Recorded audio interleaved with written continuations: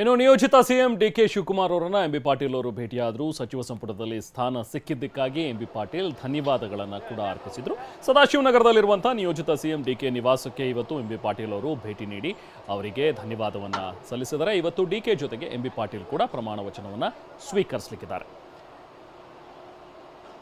ನಾವು ಪ್ರತಿನಿಧಿ ಸುನಿಲ್ ಎಂಬಿ ಪಾಟೀಲ್ ಅವರನ್ನ ಮಾತನಾಡಿಸಿದ್ದಾರೆ. ಬನ್ನಿ ನೋಡಿ. ನಿಯೋಜಿತ ಮಂತ್ರಿ ಹಿರಿಯ ಮಂತ್ರಿಗಳಂತ ಎಂಬಿ ಪಾಟೀಲ್ ಅವರು ನೇರವಾಗಿ ಮಾತಾಡ್ತೀನಿ. ಸರ್, ಮೊದಲದಾಗಿ ಕಂಗ್ರ್ಯಾಚುಲೇಷನ್ ಸರ್. ಈಗ ಮತ್ತೆ ಸಂಪುಟಕ್ಕೆ ಸೇರ್ಪಡೆ ಆಗ್ತಿದ್ದೀರಿ.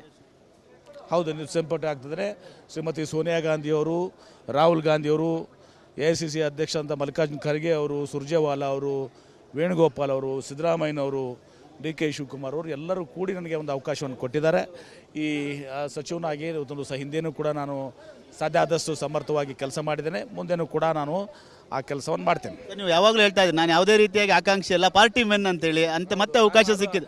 I am always a party man. 1991ನಲ್ಲಿ ನಾನು ಫಸ್ಟ್ ಟೈಮ್ MLA ಆದೆ. 6 ಬಾರಿ MLA ಆಗಿ, ಒಂದು ಸಲ ಸಂಸತ್ ಸದಸ್ಯನಾಗಿ, ಪ್ರಚಾರ ಸಮಿತಿ ಅಧ್ಯಕ್ಷನಾಗಿ ನಾನು ಕೆಲಸ ಮಾಡಿದ್ದೀನಿ. ಹೀಗಾಗಿ party supreme to me. And party ಇವತ್ತು ಏನೇ ನಿರ್ಣಯ ತೊಗೊಂಡ್ರು ನಾನು ತೆಲಿಬಾಗಿ ಒಪ್ಪುವಂಥವ್ನು. ಈಗ ಪರಮೇಶ್ವರ್ ಅವರು DCM ಆಗಿ ಆಯ್ಕೆ ಆಗಿದ್ದಾರೆ, ಸ್ಥಾನ ಸಿಕ್ಕಿದೆ. ಅದ್ರ ಬಗ್ಗೆ ಏನು ಹೇಳ್ತೀರಿ ಸರ್? ಭಾಳ ಸಂತೋಷ. Parameshwar is the most deserving person. ಅವರು 6-7 ಬಾರಿ ಇವತ್ತೊಂದು ಅದು 6 ವರ್ಷ ಇದು ನಮ್ಮ KPCC ಪ್ರೆಸಿಡೆಂಟ್ ಆಗಿದ್ದರು, ಮುಖ್ಯಮಂತ್ರಿ ಆಗಬೇಕಾಗಿದ್ದಂಥವ್ರು. ಹೀಗಾಗಿ ಪರಮೇಶ್ವರ್ ಅವರು ಏನು ಉಪಮುಖ್ಯಮಂತ್ರಿ ಆಗಿದ್ದಾರೆ, ಅದು ನಾನೇ ಉಪಮುಖ್ಯಮಂತ್ರಿ ಆಗಿದಷ್ಟು ಖುಷಿ ನನಗಿದೆ. ಈ the most deserving candidate. I am very happy for him. ನೀರಾವರಿ ವಿಚಾರ ಹೆಚ್ಚು ಕೆಲಸ ಮಾಡಿದಂಥವ್ರು ಮತ್ತೇನಾದ್ರು ಖಾತೆ, ನೀರಾವರಿ ಖಾತೆ ಬೇಕು ಬಯಸ್ತೀರಾ? ಈಗ ನಾ ಯಾವುದೂ ಖಾತೆಯನ್ನು ಕೇಳಿಲ್ಲ. ಯಾರು ಹೈಕಮಾಂಡ್ ಯಾವ ಖಾತೆ ಕೊಡ್ತದೆ ಆ ಖಾತೆಯನ್ನು ಸಮರ್ಥವಾಗಿ ನಿಭಾಯಿಸ್ತೇನೆ. Thank you. ಇದಿಷ್ಟು ಕಾಂಗ್ರೆಸ್ನ ಹಿರಿಯ ಸಚಿವರಂತ MB ಪಾಟೀಲ್ ಅವರ ಮಾತು.